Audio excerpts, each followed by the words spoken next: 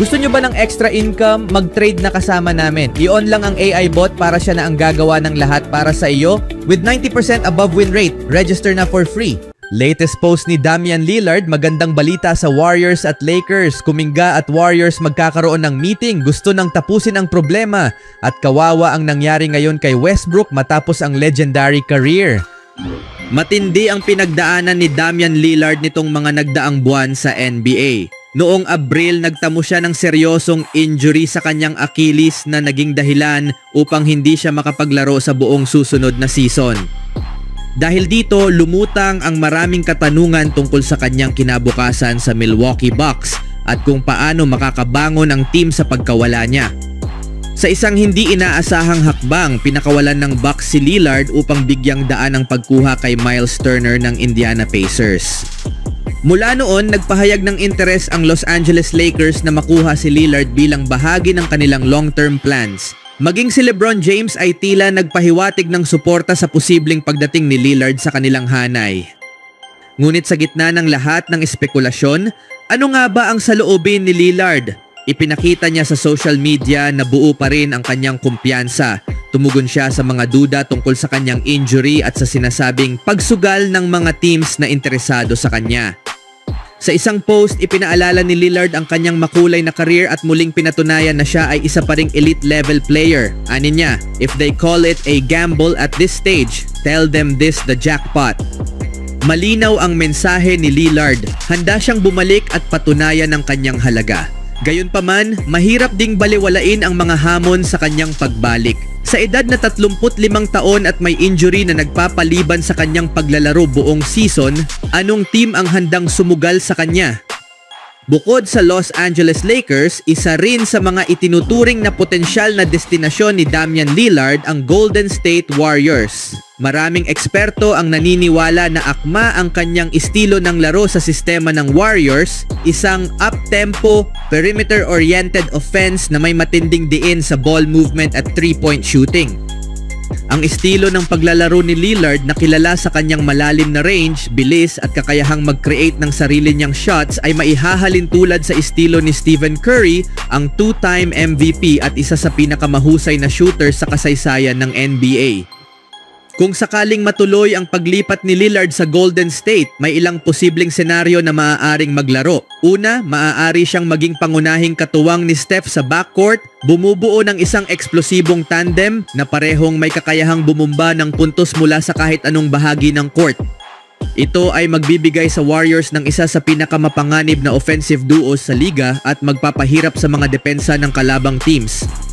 Pangalawa, maaaring gampanan ni Lillard ang papel ng pangunahing playmaker kapag nasa bench si Steph na magbibigay sa Warriors ng continuity sa kanilang offensive production kahit hindi sabay naglalaro ang dalawang stars. Sa mga panahong may injury o kailangang limitahan ang minutes ni Steph, posibleng magsilbing pamalit o alternatibong scoring option si Lillard na may kakayahang pamunuan ang opensa sa sarili niyang paraan. Bukod pa rito, matagal nang pinapuri ang kultura at coaching system ng Warriors sa ilalim ni Steve Kerr, isang sistema na maaaring magbigay kay Lillard ng bagong kapaligiran upang ma-extend pa ang kanyang prime years at bigyan siya ng mas magandang tsansa na makamit ang kanyang inaasam na kampyonato. Bagamat may mga tanong kung paano hahatiin ang bola sa dalawang dominanting scorers gaya ni na Steph Curry at Lillard, may mga analyst na naniniwala na sa isang team na may malinaw na identity at balanse sa opensa, maaaring magtagumpay ang kanilang kombinasyon. Sa kabilang banda, maaaring umabot hanggang kalagitnaan ng Hulyo bago maging malinaw ang kinabukasan ni Jonathan Kuminga sa Golden State Warriors. Sa ikalimang araw ng NBA free agency, wala pa ring konkretong desisyon kaugnay sa sitwasyon niya. Ayon kay Anthony Slater ng The Athletic, kung hindi pa rin maresolba ang issue sa mga susunod na araw, planong magkita ni Kuminga at ng Warriors sa NBA Summer League sa Las Vegas para talakayin ang mga susunod na hakbang. Inihayag ni Slater na nakatakdang magkaroon ng pagpupulong si Kuminga, ang kanyang ahente na si Aaron Turner, Warriors General Manager Mike Dunleavy at Head Coach Steve Kerr. Layunin ng pag-uusap na tukuyin ang magiging direksyon ng 22 taon na forward. Bagamat bukas pa rin ang posibilidad na manatili siya sa Golden State, hindi inaalis ang opsyong lumipat sa ibang team. Kung hindi pa rin umusad ang usapan sa linggong ito, planong makipagkita ng kampo ni Kuminga sa ibang mga team na nagpapakita ng interes sa kanya sa Las Vegas. Ayon pa rin kay Slater, kabilang sa mga team na ito ang Miami Heat, Sacramento Kings at ang bagong lumilitaw na contender, ang Washington Wizards. Nakatakdang magsimula ang Summer League sa Las Vegas sa Julio Jess, sa Thomas at Mack Center at Cox Pavilion. Kung aabot pa sa panahong iyon ang negosasyon, malamang sa Las Vegas na rin gawin ang matagal nang inaabangang desisyon ukol sa hinaharap ni Kuminga.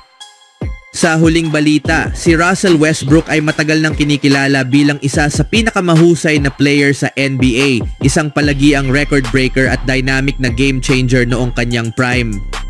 Ngunit sa kasalukuyan, tila hindi pabor sa kanya ang sitwasyon dahil kakaunti lamang ang interes mula sa mga teams ngayong free agency.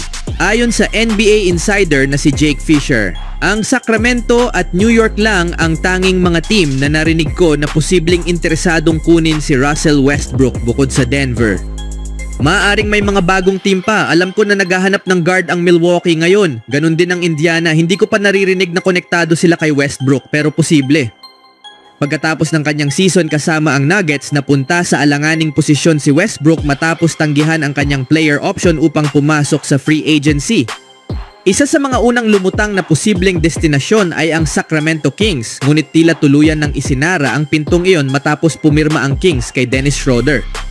May mga chismis din na inilapit si Westbrook sa New York Knicks, ngunit tulad ng Kings, nagdesisyon ng Knicks na kunin si Jordan Clarkson sa isang veteran minimum deal kaya't hindi na nila kailangan ng isang player tulad ni Westbrook.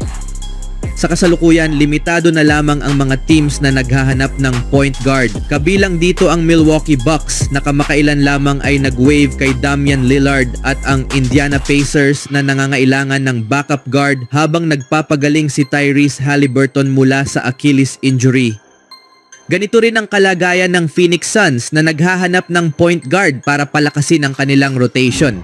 Gayunman, may mga ulat na mas interesado ang Bucks na kunin si Chris Paul, isa pang veteran guard na nasa free agency ngayong summer.